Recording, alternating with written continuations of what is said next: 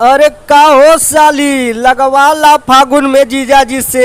अरे तनी सा लगैली करेलू आना कानी जब धरी लाए साली हो गईलू पानी पानी। अरे तनी सा लगैली करेलू आना कानी जब धरी लाए साली हो गईलू पानी पानी।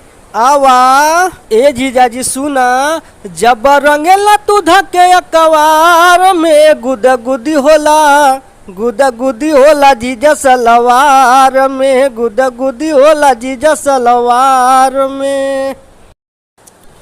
होलिया में जीजा के सरधा पूरा दा भर पिचकरिया के रंगवा डलवाला कोरा बदनवा तोर होई लाले लाले लाले।